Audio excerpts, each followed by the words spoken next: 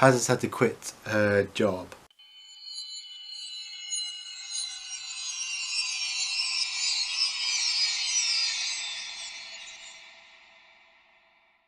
So she's a character in a web series, but she also exists on Twitter, and through that character, I got her a job writing for a YouTube magazine, and which then led to a thing a few weeks ago where Cheryl was able to go as Paz to a film premiere and met sort of famous YouTubers with now photographic evidence of this character in the real world meeting famous people. So once we'd done that premiere, I was like, well, this is kind of the most I could hope for out of this. That's kind of the pinnacle. Like, we got Paz in character and at an event where she met other people, and other people met this character, and it is documented on the website and this article where she's interviewed these people, and also on Twitter where she took photos. Like, that is sort of the best sort of I could have hoped for out of writing for this magazine. And so I was kind of thinking, oh, I should really start to wrap this up, because mostly because it was taking up a lot of time, because I'm not that interested in YouTube culture. I mean, I am, but I'm not interested in the side of YouTube culture that this magazine wanted to write about. 1080 was much more about kind of really advertising whatever the YouTubers were advertising, whatever they were bringing out, a new book or a new whatever. So after the film premiere, I thought, okay, it's time to maybe think about wrapping this up. But part of me, the dilemma I had was that, like, well, actually, when I start promoting it properly, which is also sort of my plan for the rest of the year once we've kind of finished the filming, it would be nice to be able to say that she's still writing for 1080 and not that she used to write for 1080. Obviously there was the US election, and how that is relevant. It does make you think, like, what is the point of being on Facebook all the time and liking people's articles about whatever when it's clear that half the people in the world don't feel like that, and yeah, so and I do feel like we've sort of lost touch with, because we're living in these sort of social media bubbles, which a lot of people have spoken about recently, but I was starting to feel that anyway. Like, it just doesn't.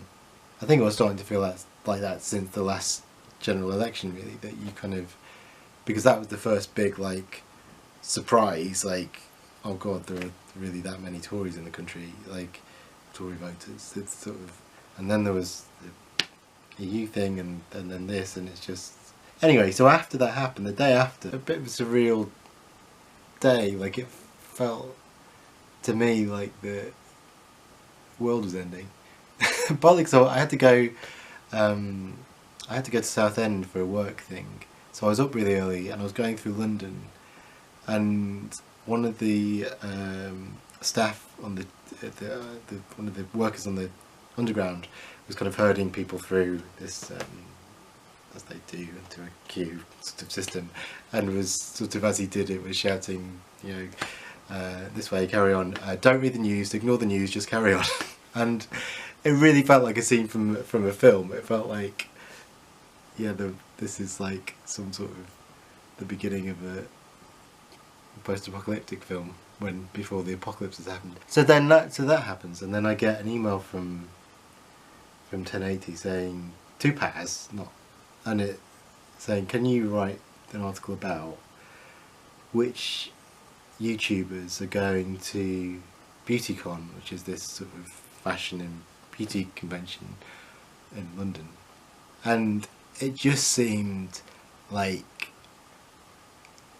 so sort of innocuous, and like, how could anyone care about which YouTubers are going to this beauty convention? And I know the reality is a lot of people do. I know obviously the people going to this thing do, and I have to sort of separate, like, it's like there's also like, well, would Paz care? I don't think she would, but maybe, I don't know, partly she would. In myself at the time, and I got this email, I was just like, oh, fuck off. Really? Like, who gives a shit about what YouTubers are doing when like everything is falling apart? And I almost emailed back and said, I can't handle this. like I can't do it. And then, as I said, I thought, well, it's better if she carries on writing for it. It's better in the long run for the project. So I wrote the article about which YouTubers were going to BeautyCon, and then the next week I wrote one about how Marcus Butler, who's a YouTuber, is doing a podcast about being a YouTuber, which again, I mean, it wasn't as bad as the other one, but I was still like I don't know. This is where this isn't the interesting part of the story. I've kind of so anyway. Every time I get basically. It reached a point where every time I was getting an email about a new article, I was having a huge kind of internal struggle about over like, is this like, I guess not whether it's ethically or morally right, because the whole thing is dubious anyway, because I'm doing it as a fake character, but like, can I bring myself to spend time doing this? You know, and I always came back to the fact, well, it's not like I'm going to go and write a sort of left-wing blog post somewhere if I don't do this, so it's not like I'm doing the opposite, but it still felt like I was contributing to exactly what the problem is in a way, the sort of making this stuff important, and I do think that Paz is important in that way, because it's about that. The project is about the sort of Twitter echo chamber. It's about the fact that none of this is real. The decision was basically taken out of my hands, because I then got an email and from one of the sort of main editors of 1080, who I'd dealt before and who had gotten quite well with, and he wanted to promote Paz, and he wanted her to do their weekly, so every week they do a weekly roundup of what's new and happening on YouTube. They did, to be fair, in the last one meant do one of their kind of 5 weekly videos was about the US election, so there was that. Yes, they wanted Paz to do that, which on the one hand was like huge, like it's such a massive part of their website, but I was like, obviously I can't do that, like I don't have the time to do it, because it's more of a weekly, like checking stuff out all week and then writing about it. I don't really have the knowledge to do it. Like what's okay, what's worked about the news items is that they come to me, like I can do that. I can write about something I don't care about if someone tells me that that's what they want me to do. I can't say, you know, I'm writing as a character who's 10 years younger than me, who even then is really too old for the YouTube demographic. So it's a bit of a stretch for me to then be like, okay, I'm gonna sort of. But then the big thing that sort of meant that I couldn't do it was that they wanted a phone call with Paz to discuss the role change. So obviously I couldn't do that. I couldn't. I mean, I did think about it.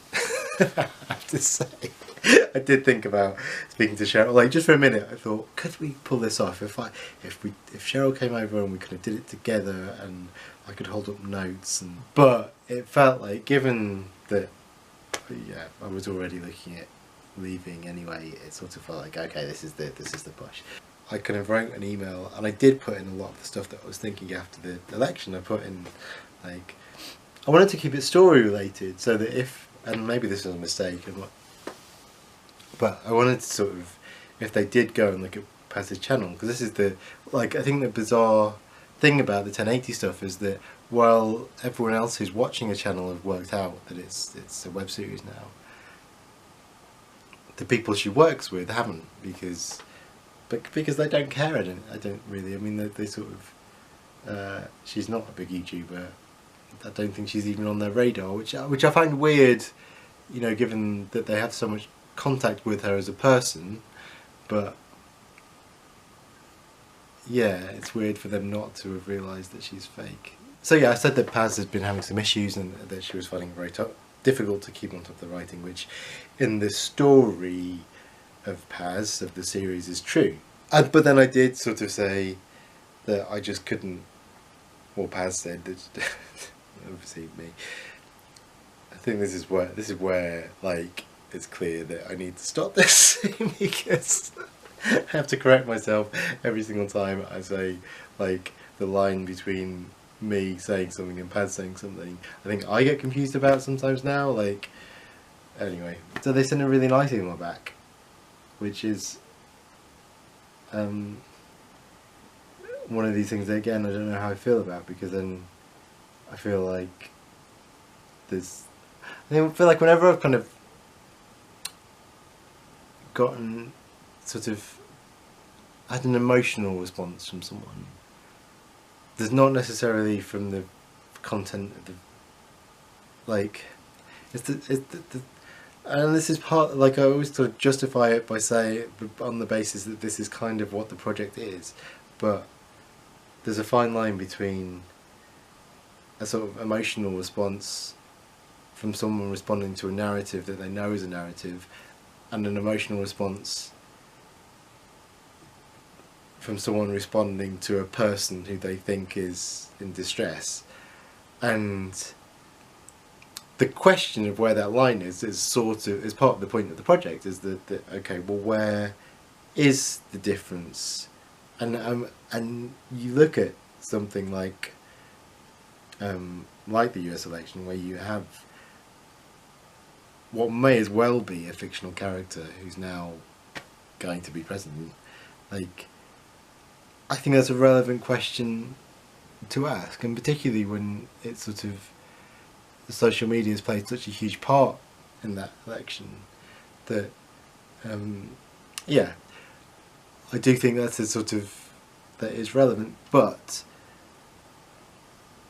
I do feel bad about it sometimes when people have obviously thought, like the editor and the news editor who I gotten really well with, or Paz got really well with, by email saying oh, I hope everything's okay and I hope it all works out and stuff, and you think, anyway, that's where we are. So Paz is no longer writing for 1080. I think it's that thing, the first thing that struck me when she got the sort of email about being promoted was like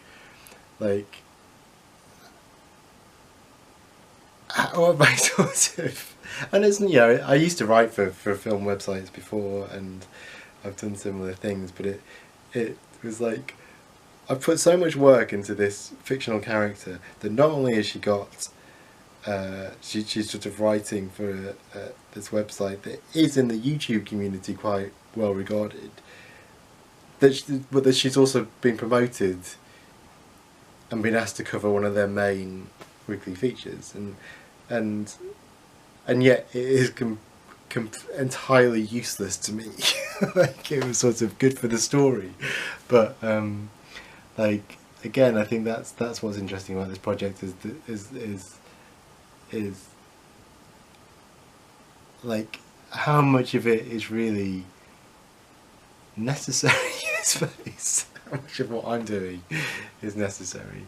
Like, there's been a lot of like, oh, just see where this goes, and then seeing where it goes quite often leads to quite a lot of work, and then I start to question what I'm doing. Anyway, this has been a really long video. That's where we are right now. Goodbye.